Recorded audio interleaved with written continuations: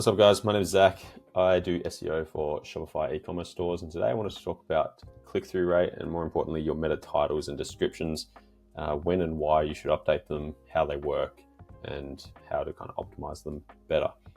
So I've got this example here. This is a client of mine that's recently had its click-through rate, which is the green line, kind of spike up in the last few days, which is great. And then we can see as a result, the clicks have gone up as well. And if you can see down here, some of these click-through rates are great. So obviously this top two is the branded terms, so the click-through rate's always going to be high. But if we get down to some of these other ones, you can see the click-through rate is doing great for a lot of these. Now this client specifically is very niche, and so we are making pages for them and we're optimizing their pages to a very specific search term. You're going to get high click-through rates on those kind of things anyway, but we're making the most of it and we're getting more clicks as a result, which is great. And more clicks always equals more revenue. So we're doing wonders with that client. Now, I wanted to talk about meta titles and descriptions because it's something that's super easy to update, but a lot of people just don't, because 70% of the time Google kind of writes its own.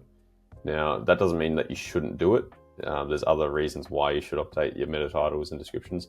But also, if we talk about that first, Google is going to choose the meta title and description based on the content on your page. So this goes back to everything else I talk about on my channel, where writing content and optimizing your content on your collection pages and your product pages, and actually writing content, period, because a lot of brands don't do that, is going to allow Google to kind of write and predict what these meta titles and descriptions should be based on the content on your site. So that's one thing, first of all, that a lot of brands just don't do. They don't write content on the site. Google doesn't know what to write for. Second of all, when we choose what these titles and descriptions should be, let's see, if you don't know, the meta title is this blue text that we see, and the description is this subtext below it. When we choose what that should be, we're telling Google what we want displayed, and the reason we do that is so we can convince a user to click on our listing. Now, this is where having specific pages for specific search terms is so important, because if you have a generic page for all your pants and someone is searching for cargo pants, then let's scroll down to on page 3, see what's on here. If I go to page 3, we can see here, say Rusty, it's got men's pants, relaxed cargo denim. So the main kind of driver here is men's pants rather than cargo pants. We've still got some men's cargo pants, obviously, but here again, men's pants is the main driver, so forth. But if we go back to page 1, we can see that cargo pants is the main driver of this kind of page, and it is a cargo pants page based on the URL. Same here, men's combat and cargo pants, men's cargo pants. So first of all, these pages just are optimized for this search term. That's the first thing. Now, the second thing, what you want to do when writing a meta title and description is, as I said, we're trying to convince someone to click. And so if I scroll down here, first and foremost for me, again, this is my opinion, this is my subjective opinion here, but it's also kind of based on principles when it comes to marketing and SEO and psychology and so forth. When I'm scrolling down here, I want something to stand out, right? Now, this kind of goes beyond the meta title and description, but we can see here that this one has some good schema that gives 4.9 stars. It's got the price range, shop nearby for me, delivery and so forth. So this is giving me more information based on different schema that they've put on the page. That all plays into the click-through rate, which is great. Whereas this top one, this doesn't give me a star rating, $7.95 delivery. It doesn't say the price or anything like that. So this one, again, just kind of helps me determine. Same with Connor here. They've got some good schema as well. Secondly, I always like to think about it. So for this one here, I'm typing for cargo pants. I always want to keep cargo pants at the start because people will read left or right. So like this, men's cargo pants, again, identifying that it's for men's. I'm not sure if women have cargo pants. Is that a men's style? I'm not entirely sure. Same here, men's combat and cargo trousers. It's a little rogue compared to this actual search term, but they're kind of broadening their appeal there. Cargo pants, for me, this is a little too basic in a way. It clearly says what it is, but I prefer something like this: men's cargo pants, shop cargos, cargo jeans. So I think as a description, this one is really good. Now again, a meta title and description isn't a ranking factor. So just because this one, in my opinion, is the best one, doesn't mean that it should be number one. There's other things that play into it. But again, when I'm kind of writing these things, if I'm looking and I'm shopping, this is appealing to me right now to click based on the title. Because if I'm searching for cargo pants, I've got here men's cargo pants, shop cargos, and cargo jeans.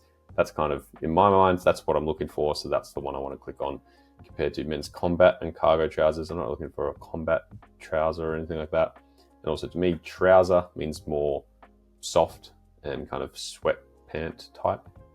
Again, subjective. And this top one here, Uniqlo, it doesn't give me that much. It just tells me it's cargo pants. Like, of course, that's what I'm looking for, but this one gives me just that little bit more information. If we scroll down as well, Kmart shop men's cargo pants, sure. You can see here women's cargo and utility pants. So there is, identifying that it's for women's or for men's, which is great. Again, women's cargo pants. So again, this search term is kind of a bit broad. So Google's kind of giving me options that it doesn't know necessarily if I'm a man or a woman, or kind of does, but it's just identifying which keywords, which pages are the most relevant to me as a user. So if you search cargo pants and you're a female, you're a male, you're older, you're younger than me, whatever it may be, you'll probably get slightly different results here based on your kind of Google data.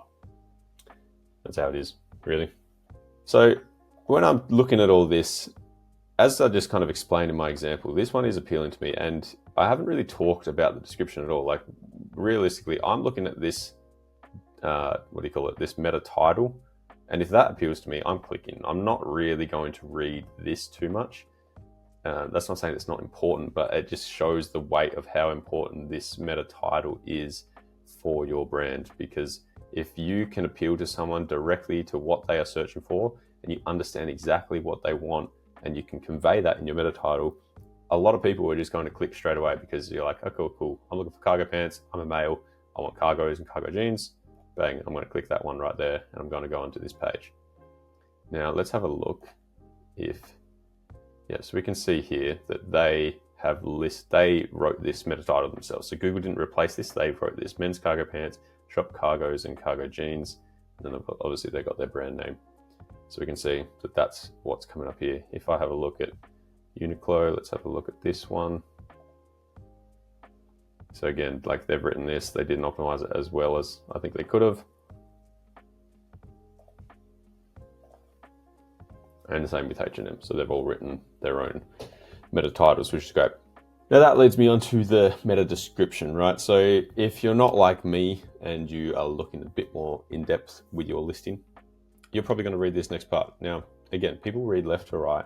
People are lazy. They're not going to read the whole thing. And so the first sentence in this first little sentence here is so important, because a lot of people, if they're going to read beyond the meta title, they'll read the first thing and then they're just going to click. They're not going to read the entire thing.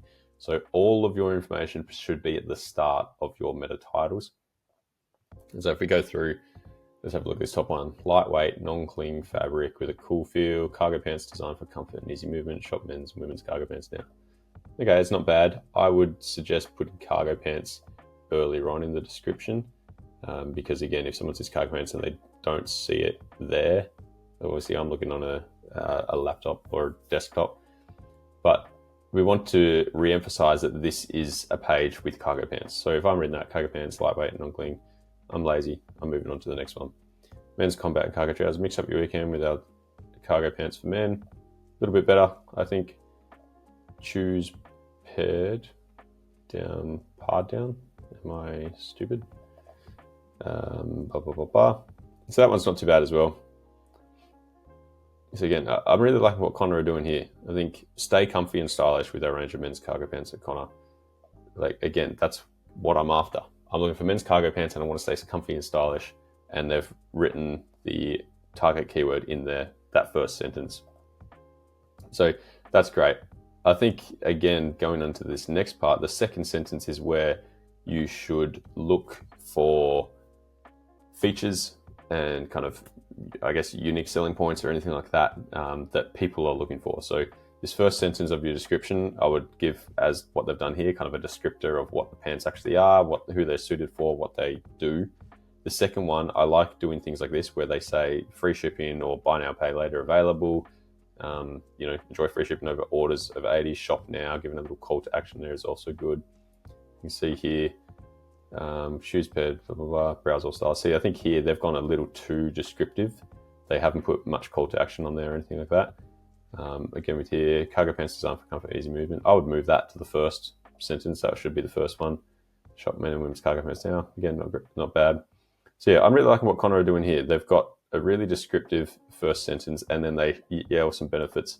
For anyone who's shopping online, they want to know. They want to know if they can get free shipping. They want to know if buy now, pay later is available and those kind of things.